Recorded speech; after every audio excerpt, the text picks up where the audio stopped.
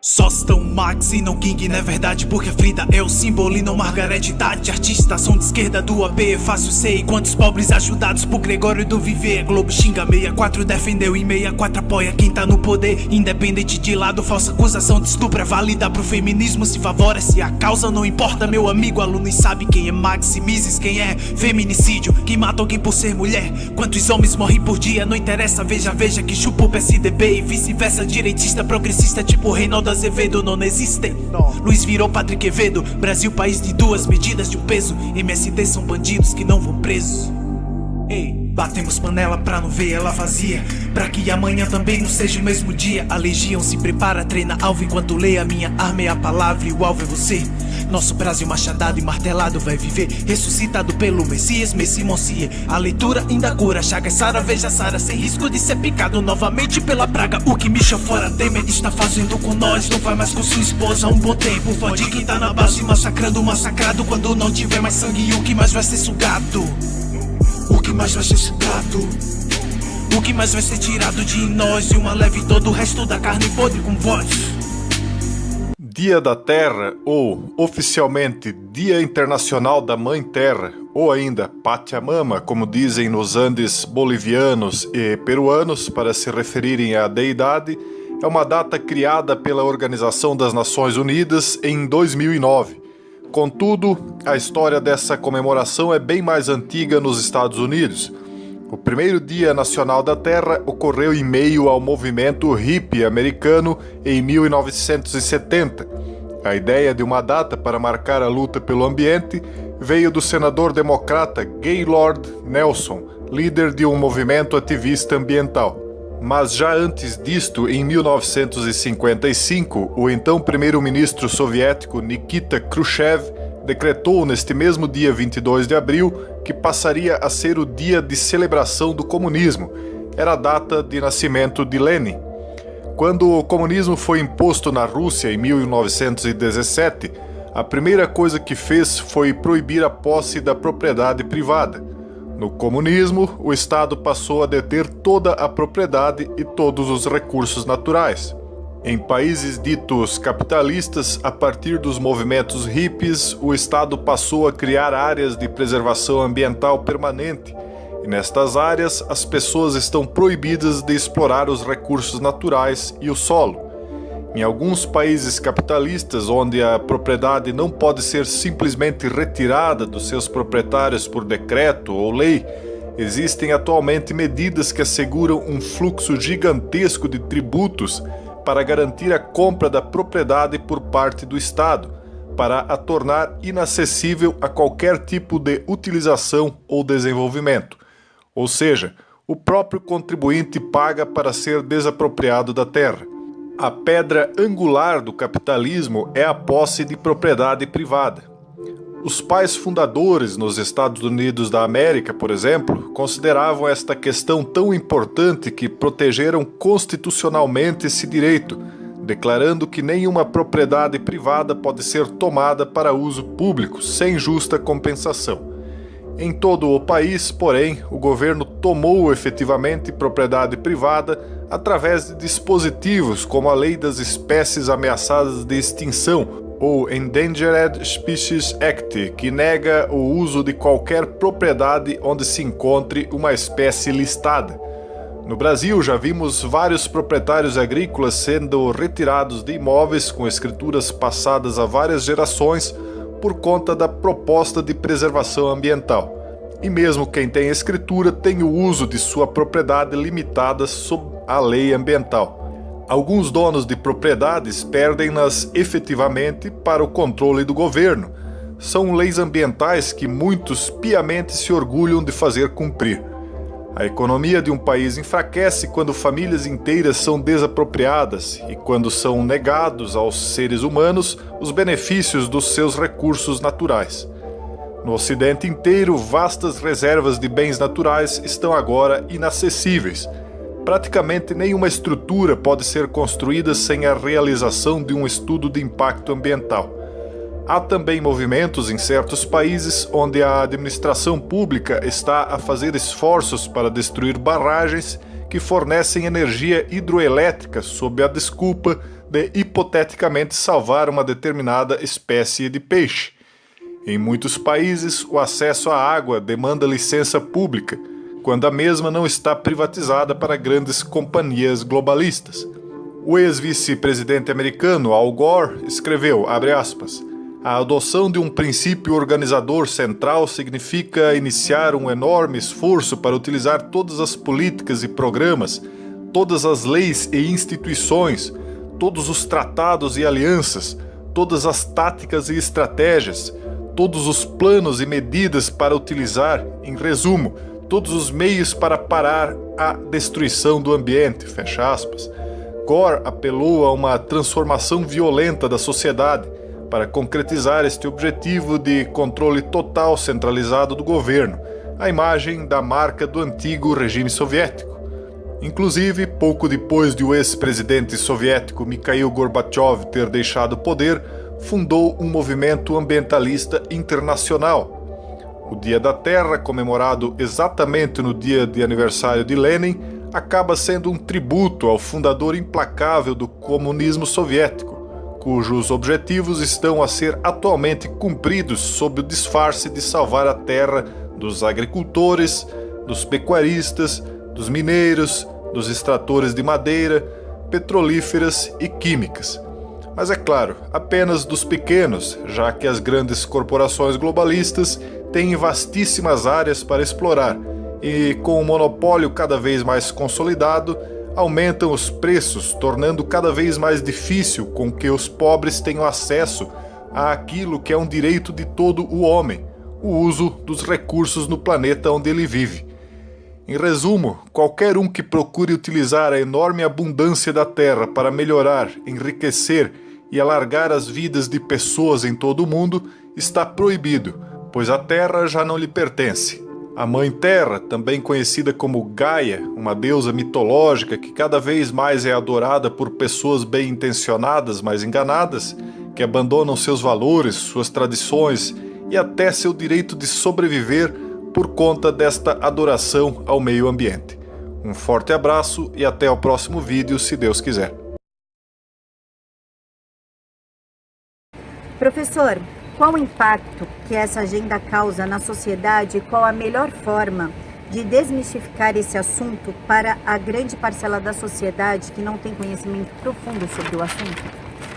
Eu acho que a coisa mais importante de se falar é qual dos cientistas ou qual do grupo dos cientistas está querendo cobrar de você.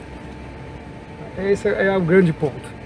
Porque os cientistas que defendem a hipótese fraudulenta, completamente fraudulenta, porque ela não se sustenta cientificamente, sobre que o homem mudar o clima da Terra através do gás CO2, causando efeito estufa e tudo mais, é que eles estão norteando, querendo nortear políticas públicas, ou seja, estão servindo de legitimação para políticas públicas que vão sempre encarecer a vida das pessoas.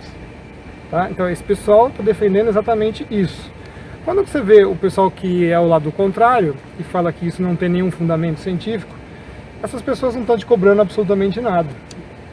Eu acho que começa por aí. A célula máter disso é qual dos dois discursos está cobrando da sociedade um preço mais caro. Essa história de aquecimento global, ela surgiu da onde, por quê e com qual finalidade? Precisamente dizer o aquecimento global moderno que nós vamos falar, é difícil precisar exatamente que ano que ele acontece. Em geral, o pessoal fala que foi com Arrhenius, né, no século XIX, mas nós podemos dizer, na verdade, que foi em 1950 para frente. Tá? Mas a própria história de que o homem muda o clima tem mais de 3.000 anos. Já foi discutido com Teofrasto, nas ágoras gregas, né, se o homem cortava uma árvore mudava o clima. Senado romano já foi discutido isso. Então toda hora volta essa discussão entre a sociedade quando se torna mais organicista e mais tecnicista, né? Então o pessoal acha que vamos mudar o mundo por causa que fazemos alguma coisa na natureza e passa-se 1000 anos e nada aconteceu, entendeu? Então é mais ou menos por aí que é a discussão. Então eu acho que tem várias idades nessa história de que mudança de clima, mas a moderna nasce em 1950. Com qual finalidade? A finalidade é de fato controlar sociedades. Tá? Então, a partir do momento que você controla a energia, que é o principal foco dessa discussão, você consegue controlar as sociedades, porque sem energia você não faz nada, você não faz uma fábrica rodar, você não faz água potável, porque você precisa de energia também para fazer limpeza de água. Então você leva a sociedade a uma condição de miserável, ao invés de fazer com que a sociedade evolua mais. Professor, quais são os argumentos científicos utilizados contra a hipótese do aquecimento global? A pergunta é bastante interessante, porque na verdade quem levanta a hipótese é que tem que trazer a evidência para provar, né? Então, no nosso caso, a gente está mostrando que eles estão errados justamente pela ausência dessas provas. Então, quando eles fazem a afirmação que o CO2 controla o clima da Terra, né, como um principal fator, e, pior ainda, dizer que é o CO2 que o homem emite, a gente pede as evidências de que isso realmente aconteça. E não é fornecida essa informação. Tá? Então, quando você perde essa sustentação, a principal deles, né, você vê que a hipótese não passa. Segundo, a própria ideia de efeito estufa. A atmosfera da Terra não trabalha como uma estufa, que é aquela casinha de vidro, onde você controla uma atmosfera de pequena escala. A atmosfera da Terra não funciona assim. Tá? Então, existem dois grandes pilares, na verdade são 4 grandes pilares, mas 2 deles pelo menos, que é a hipótese que o CO2 controle o clima da Terra e que a atmosfera da Terra funcione como uma estufa, elas não se sustentam cientificamente. O senhor acha que os aximentistas ignoram provas científicas em prol de uma pauta? Qual é o interesse por trás de todo esse terrorismo em torno do aquecimento global? É exatamente isso, né? Essa ciência ela é uma ciência comprada, ela tem uma linha de financiamento praticamente infinita, né? Que justamente fazendo esse tipo de ciência, né, eles vão dar a legitimação que o Estado quer para fazer as suas políticas públicas. Então, isso não é teoria da conspiração, como muitos dizem, porque na verdade está pautado na ONU. Então a ONU está decidindo isso, através, por exemplo, desse negócio que é outra falácia, que é o desenvolvimento sustentável. Tá? Então eles utilizam, eles já preparam a sociedade, então eles estão fazendo toda uma política pública mundial e precisam legitimar isso à frente às pessoas. Então usa-se hoje a ciência como uma nova religião, tá? Porque ela não consegue trazer evidências daquelas coisas, né? Inclusive eles evocam muito o princípio da precaução, que é um princípio jurídico, não é uma coisa científica, tá? Eles mesmos dizem, né? São frases deles. A gente não tem a plena certeza científica, mas queremos implementar essas mudanças de qualquer forma por precaução, que essas coisas não aconteçam. Ora, se eu preciso de princípio da precaução, eu não preciso de ciência, né? Entendeu? Sim. Então fica bem, essa coisa fica muito amarrada a, de fato, usar simplesmente os cientistas como processo de legitimação. As calotas polares, então é mentira, fica derretendo, o nível do mar está subindo e vai engolir Santos? Não, isso tudo não procede. A primeira coisa é que achar que um nível do mar existe é uma coisa bastante complicada, né? A maior parte dos oceanógrafos do mundo dizem isso, tá? O mar praticamente não tem nível. As calotas polares, cada uma delas tem uma dinâmica diferenciada. O Ártico é totalmente diferente do Antártico. Tá? A Antártida está crescendo o gelo, não está diminuindo. O Ártico tem ciclos de derretimento, em geral, de 9, 12 anos. Depois ele também tem um ciclo de congelamento. A beirada toda da Groenlândia é sabido já há mais de 40 anos que ela derrete um pouco a mais do que o normal, depois ela volta a congelar. Então essa informação também não procede. Tá? Então os ursos polares estão seguros. O que matava os ursos polares eram os caçadores, não era o aquecimento global. Hoje o aquecimento global é o assunto do momento, né? O terrorismo do momento. Quando essa história se esgotar, o senhor tem ideia de qual pauta terrorista vai ser criada e com qual a intenção de ficarem criando esse tipo de fim do mundo para causar pânico na população? Esses tipos de milenarismos, né? Já tem pautado que a biodiversidade e os serviços ambientais, que é o painel que a ONU já montou de novo, que é chamado IPBES, né? Irmão dos outros dois, que é o painel do ozônio e o painel do clima, que é o IPCC. O próximo grande terror vão ser os oceanos. Você pode já ficar esperando, já vão fazer o painel dos oceanos. E depois o painel do gelo, o painel da Antártida também. Que vai consumir.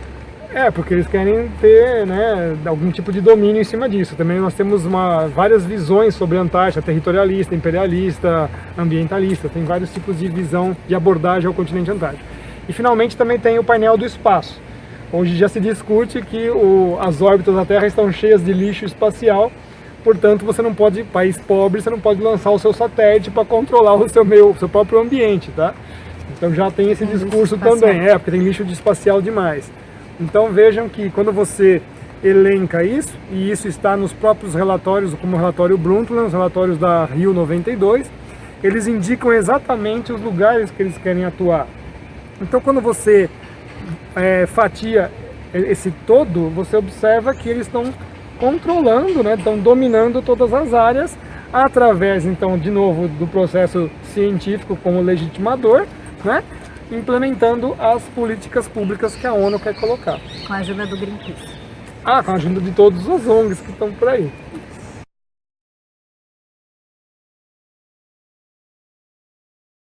Qual a importância da camada de ozônio para a vida terrestre, pra gente? Na verdade, o próprio conceito de camada de ozônio está equivocado, né? Não existe uma camada de ozônio. Na verdade, o que nós temos são nuvens ozônicas que se formam e se desfazem muito rapidamente. É um processo de formação e de destruição muito veloz. Isso já foi verificado já no século XIX, tá? O principal cientista que trabalhou com isso é o Dobson, e ele sempre se espantou com a formação e a destruição do ozônio. Ele publica nos trabalhos deles essa descrição do fenômeno, e de repente em 1985 ele se tornou um grande problema, né, dizendo que os gases refrigerantes destruíam essa formação de ozônio. Na verdade não é nada disso, para as pessoas ficarem sabendo exatamente qual que é a verdade. O desodorante também. Mas a verdade é que quando a formação do ozônio necessita de radiação solar, e quando você passa pelos invernos polares, tanto no hemisfério norte quanto no hemisfério sul, você tem a ausência de formação de ozônio, e portanto na saída do inverno você vai encontrar realmente uma enorme anomalia, ou seja, uma enorme ausência, que não tem nada a ver com a ação humana, tá? É uma ação natural. Eles colocam a culpa mais no gás carbônico, mas as plantas precisam do gás carbônico para produzir oxigênio. O gás carbônico é tido como o grande vilão do efeito estufa. O efeito estufa, ele realmente existe? Então, como a gente tinha comentado antes, ele não existe, né? A própria forma de que eles descrevem esse fenômeno é falaciosa. A do CO2, então, é mais interessante ainda, porque eu tenho o planeta Vênus, que é praticamente todo constituído de CO2, eles falam que lá é a prova de que existe, mas Marte também é. Então não é isso que acontece, né? Você tem uma diferença de pressão muito grande entre as duas atmosferas. E o importante dizer que quando os cientistas fizeram sondagens no planeta Vênus, né, com sondas de mergulho lançadas pelas naves espaciais, eles detectaram que quando a sonda passou por uma pressão similar à da Terra, a temperatura foi de 70 graus positivos. Então, se você for fazer uma analogia de que Vênus está muito mais próximo do Sol do que a Terra, a temperatura de 70 graus Celsius para uma atmosfera é mais fria do que deveria ser. Então o CO2, infelizmente, não faz absolutamente nada. Primeiro que ele nem sequer intercepta essa radiação, ele intercepta a radiação muito mais fria. Mas existe alguma ligação entre o ozônio, entre o efeito estufa, a camada de ozônio e o gás carbônico? Esses três estão interligados? Porque a gente aprende uma coisa em cima da outra, assim. Não teria nada a ver uma coisa com a outra, mas você vê que o discurso ambiental e pseudocientífico começa a atrelar as coisas, não? Mas a diminuição do ozônio causa mais aquecimento global, porque reflete mais no CO2, então eles vão... chega ao ponto de você ver um mesmo pesquisador que trabalhava no painel do ozônio, agora já está trabalhando no painel do clima, então às vezes são as mesmas figuras, né? E às vezes tem pessoas que nem sequer são climatologistas e ganham esse título. Os especialistas. Então o povo pode usar desodorante sem problema nenhum, com né? Com certeza, não tem nenhum problema. Ainda mais que hoje o seu desodorante é explosivo, meu amigo. Ele tem butano, propano, essas coisas. Usem desodorante, ninguém merece.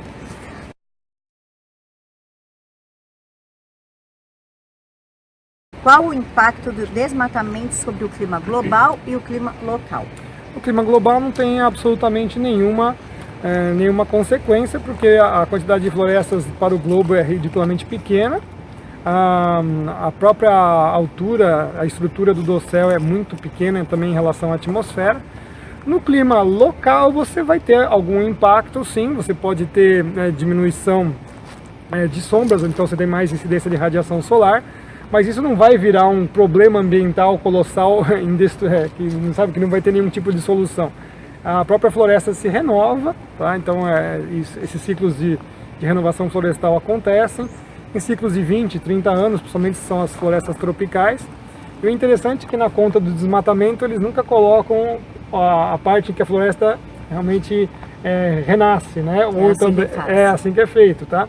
E o próprio Mário Fontes, que é um especialista de agricultura, fala sobre isso.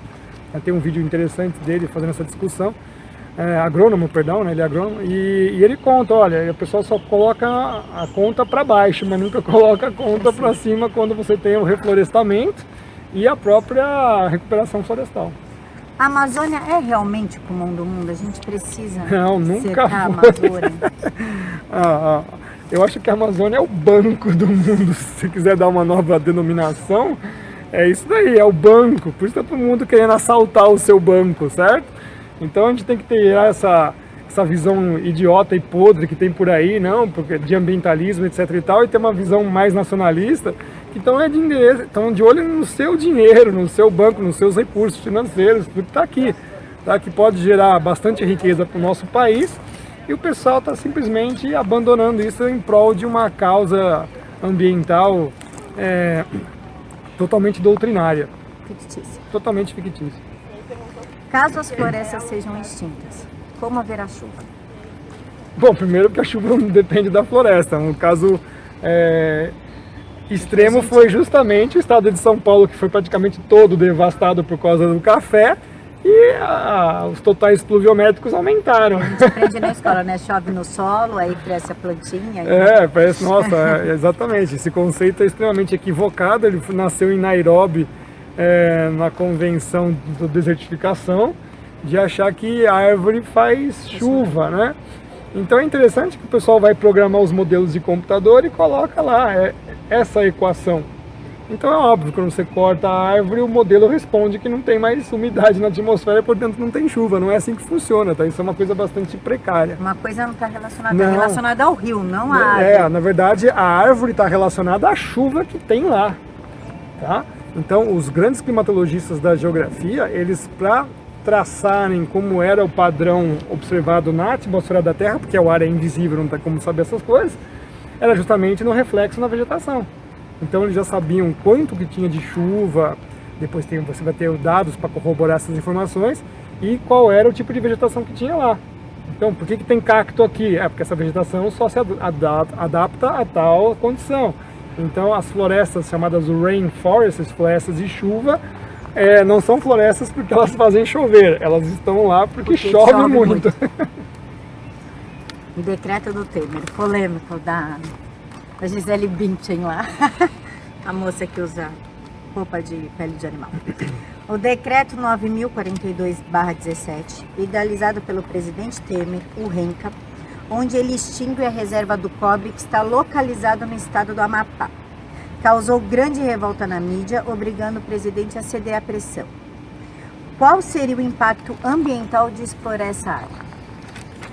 Primeiro são duas coisas. Primeiro, a parte geopolítica. Eu acho que a gente não tem que ceder a pressões internacionais coisíssima nenhuma. É decisão de Estado, acabou, né? Não é modelo, atores de televisão que devem decidir isso, né? Uma decisão de Estado tem que ser tomada e ponto final.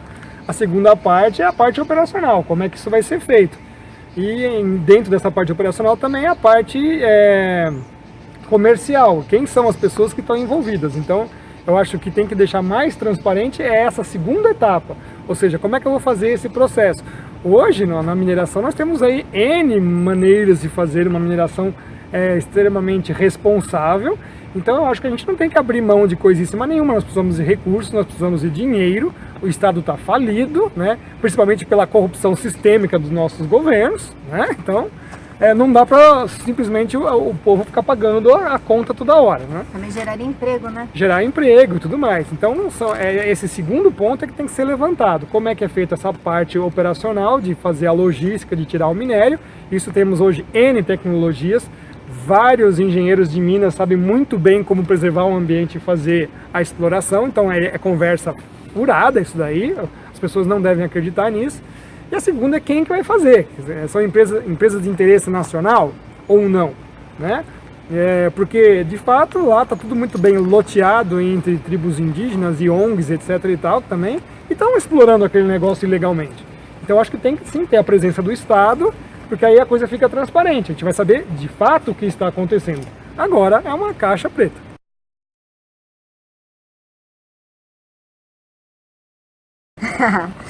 Essa história até me assusta, inclusive. Essa história de guerra por causa de água potável. A mídia fala em guerra iminente por conta da água potável, que, de acordo com alguns especialistas, está se esgotando por conta da superpopulação e uso irresponsável. Qual a probabilidade da água potável acabar? Nenhuma, né? A água, eu gosto de dizer que é a substância indestrutível. Praticamente, para você destruir água é uma coisa muito difícil, muito difícil. Pode sujar a água quando você quiser, tem um jeito de você fazer a água voltar a ser simplesmente H2O e com sais minerais e tudo mais. Então, métodos de limpar água nós temos aí de sobra. Então, na verdade, a gente faz uma economia do recurso de água potável porque é um recurso caro. Então, ele tem que ser barateado e, de fato, dá para baratear sim. É, de novo, aquela coisa de corrupção sistêmica que nós temos no Brasil, tá? Então, as pessoas não têm que se assustar com coisíssima nenhuma. Existem várias tecnologias para ter água potável para consumo humano, consumo animal, consumo de agricultura e tudo mais. Tá? Então, não caiam nesse mito aí. Lembrando que basicamente 3/4 do planeta, da superfície do planeta Terra, são os oceanos, e tirar sal da água é um processo conhecido já há muito tempo também. Então, isso daí é só mais uma forma de colocar um pânico na população. Exatamente. A pessoa acha que vai morrer de sede. Não, não vai, tá? Morrer sem banho, Deus me livre. É verdade essa história de superpopulação? O mundo tá mesmo com superpopulação? Não tá com superpopulação coisíssima nenhuma. Eu sempre gosto de falar que a população atual é 7,5 bilhões de pessoas. Essas pessoas cabem aí num quadrado de 86 quilômetros de lado, mais ou menos. Quer dizer, menos a distância de São Paulo-Campinas, você coloca a população do planeta inteiro. Tá? É claro que você não vai morar num metro quadrado, mas você pode inverter essa conta, dá mais ou menos aí uns 130 metros quadrados para cada habitante. Ou seja, tem espaço para todo mundo. O planeta está deserto, mas não tem ser humano no planeta, tá? Só para vocês terem uma noção, tem mais bois e vacas no Brasil do que gente no Brasil, do que brasileiros, tá? Então, não. O curioso é que o nosso sistema hoje produtivo de alimentos, ele já abasteceria 4 vezes a população do planeta, tá? Então nós estamos falando aí na ordem de quase 30 bilhões de pessoas poderiam estar comendo numa boa, com mais ou menos 3.000 calorias dia, tá? Então as pessoas não acessam a comida porque não tem dinheiro, tá? É uma outra questão, não por superpopulação. Então a gente vê a própria venda de commodities, como é que a comida entra no mercado de ações, né? Então é super valorizado. Então, na verdade, se a gente fosse levar ipsiliteris o que acontece com o sistema produtivo hoje nosso de alimento, praticamente o alimento não teria mais valor no sistema econômico, de tanto que a gente já produz. Mas já que tem bastante vaquinha, a gente pode continuar o churrasco. Pode continuar. Tem bastante água para lavar a carne. Por que não? Porque antigamente não, agora que faltou água aqui em São Paulo, na gestão Alckmin. 2014. Eles falavam que por causa da carne que a gente consumia, eram 360 litros para lavar aquela carne. Então o carnívoro estava fazendo parte da extinção da água. Pois é, mas é um absurdo, vaca, porque água, você não passa 350 quilos de água, certo? Então eles só contabilizam a água que entra, mas não a que sai, né? A água volta para o meio, não tem como, nós todos somos bolhas de água, certo? Então é uma conversa furada de novo, a água volta para o meio, a natureza de alguma maneira limpa essa água, ou a gente tem processo para limpar também. É que eu sempre falo, falta vontade política de você ter água potável na sua casa. Não é falta de condições técnicas, tá? De recurso. Exato.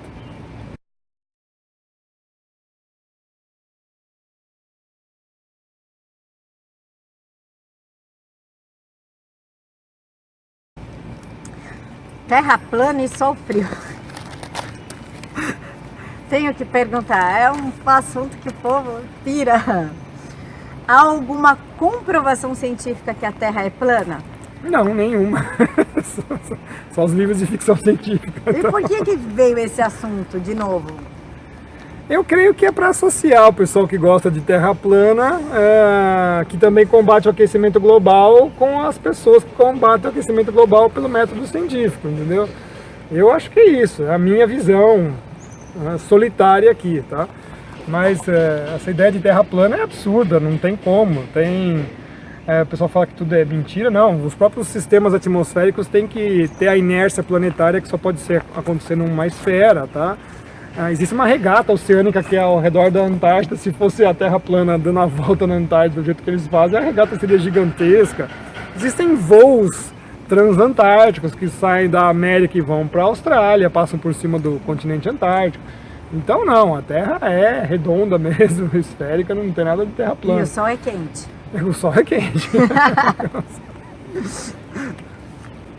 Porque tem uma teoria que o Sol é frio, né? Não sei, essa eu não conheço. Os terraplanistas também falam que o Sol é Puxa frio.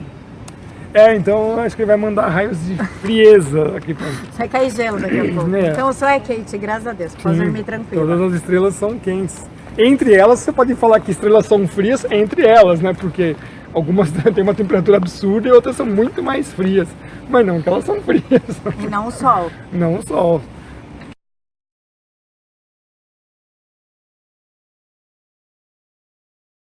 Curiosidade, vida particular. Não, vida profissional. O senhor é docente de uma universidade muito conceituada. Existe a pluralidade de ideias no meio em que o senhor está inserido? Não, de jeito nenhum. Só tem censura aqui. Totalmente censurado. Você não tem nenhum tipo de liberdade de cátedra. Isso, inclusive, foram feitos documentos contra mim dizendo que eu não poderia dizer as coisas que eu falo. É um absurdo, né? Cerceia o meu direito até na constitucional e cerceia o meu direito como pesquisador, que teria a ser universidade, então o universo poderia estar à minha disposição de estudo, né? Então não tem nenhuma liberdade. Já sofreu muitas sanções aqui dentro? É o que eu mais sofro, é as sanções aqui dentro, é um assédio moral que é instaurado e incentivado, né? O assédio moral aqui dentro da universidade é incentivado, sim. O senhor já sofreu... já acabei de perguntar isso. Vamos para outro. Como o senhor lida com os alunos que são contrários à sua ideia? Porque o povo daqui é bem caloroso para resolver as coisas, né? Eles são bem revolucionários. Não, na verdade, eu tenho as minhas disciplinas, a obrigatória não aborda-se esse tema. Você tem todo um conteúdo programático dentro da climatologia geográfica que não tem nada a ver com esse assunto. Você vê como não tem, ele é ridículo. Mas os alunos não trazem isso de fora para dentro? Não, difícil. E depois eu tenho um outro curso, que é um curso optativo, que aí o discurso é sobre esse assunto. Então, em geral, o pessoal que vai fazer esse curso é um pessoal mais esclarecido, quer saber quais são as vertentes dos cientistas que são críticos a esse assunto, mas a gente tem bastante coisa científica sobre oceano, sobre cosmoclimatologia, então é bastante tranquilo, não tem essa guerra não, tá? Essa guerra é feita mesmo institucional.